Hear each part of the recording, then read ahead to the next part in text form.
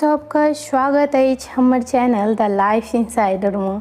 आइ हम आम का आइसक्रीम लऽ के अयलहुँ हन, तो चलो बिना देरी केने शुरू करै छी। आइसक्रीम बनावे के लेल सबसे पहले हम 3 पाव के करीब दूध ले लिए हन और ओकरा उबाले ले छोड़ देलिए हन। आब एकटा बाउल में 2 चम्मच के करीब मैदा लऽ लेलिए हन। अहाँ के पास कॉर्नफ्लोर हुए तो ओहो लऽ सकै छी। आब एकरा दूध में घोरबे, तो रूम टेम्परेचर पर दूध हुए वैसे एक नीक से घोर लेब, जैसे एहिमे ना गिल्ठी सब नहीं रहे।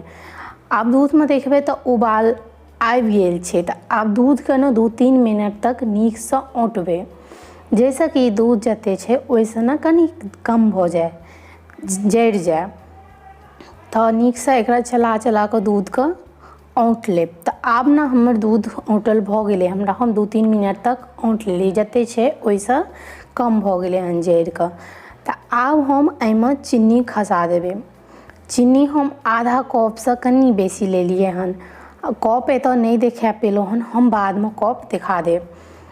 अहूँ सब अपना हिसाब से लेब स्वाद के अनुसार। आब जे मैदा रखने रहिए घोर के ओहो खसा देलिए हन। आब एकरा नीक से चलेबे और धीरे धीरे ई भेल जेते रुख।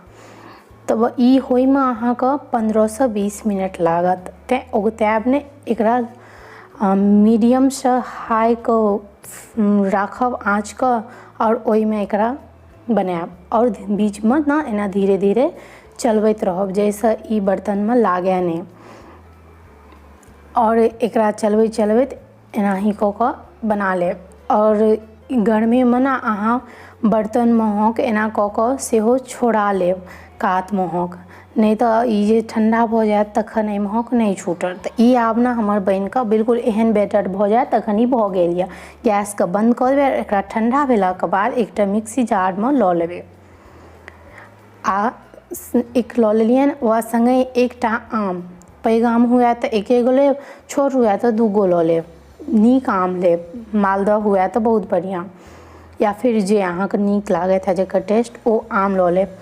आ ओहो एहिमे खसा देबे आम के। अब एकरा सबके नीक से पीस लेबे। नीक से पीसे के छै, अगर एक बेर में नीक से नहीं पीसाय तो फेरो से चला के नीक से पीस लेब। आप एकटा ढक्कन जे टाइट हुए डिब्बा के ओ लऽ लेबे और ओय में एकरा जे पीस के रखलिए हन ओ खसा देबे। सबटा खसा देलिए हन। आब कनी हल्का सा ना डिब्बा को ठोक देबे, जैसे ना ई सेट भ जेते और डिब्बा को लगा देबे टाइट से। और एकरा फ्रिज में ना 2-3 घंटा के लेल दऽ देबे। एखन नहीं बनले हन, एखन देरी छै, तो हम 2-3 घंटा के बाद निकालिए हन। तो ई ना बेसी नहीं जमल रहत, हल्के बस जमल रहे छै। ओकरा मिला के फेर से मिक्सी जार निकाले। अगर एकदम क्रीमी खेबाक ये तो ई प्रोसेस जरूरी छै। आ फेर से नीक से पीस लेलिए हन। ओय में इलायची पाउडर दऽ के सेहो पीसबे। हम चीनी दऽ के कुटलहुँ हन, नीक से कुटा जाए छै। तकर बाद एकरा सबके नीक से पीस लेलिए हन। आब अहाँ के पास अगर माटि के बर्तन हुए कुल्फी वाला तो ओ बहुत नीक, नहीं तो अहाँ डिस्पोजल के ग्लास लऽ सकै छी, कप लऽ सकै छी। हम एतऽ शीशा वाला ग्लास लऽ लेलिए जाहिमे चाय पीबै छी। आ जे बचल ओय में दऽ देलिए हन और जे बचले ओ हम ओही बर्तन में फेरो से दऽ देलिए हन। एतऽ हम ड्राई फ्रूट देना बिसरि गेलहुँ, अहाँ सब एतहिए ड्राई फ्रूट दऽ देबे।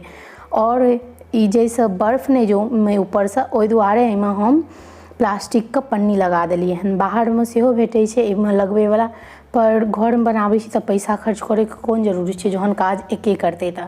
आ एकटा चम्मच सेहो दऽ देलिए हन। अब एकरा 5 से 7 घंटा के लेल फ्रिज में दऽ देलिए आ निकाल लियन। ओकर बाद तो देखियो ई बन के तैयार भ गेल छै। आब हम एकरा डिमोल्ड कऽ के देखबै छी। तो आधा पानी लऽ लेलिए हन एगो भगोना में और ओय में के दऽ देलिए हन। आ 2-3 मिनट के बाद एकरा देखियो कते सुंदर बन के तैयार भ गेल छै। कप हम इहे वाला लेने रहिए चीनी के साइज, अहूँ देख लेलिए ना, हम एते बता देलहुँ। अगर हमार वीडियो पसंद आयल है तो हमार चैनल का सब्सक्राइब कर ले, वीडियो का लाइक कमेंट शेयर कर दे। अहाँ के एगो लाइक और कमेंट हमरा बड़ सपोर्ट करैया, तें जरूर करू अगर नीक लागैया तो। धन्यवाद। मिलै छी नवका वीडियो के साथ बहुत जल्द। ताबत तक अपन ख्याल राखब। जय मिथिला, जय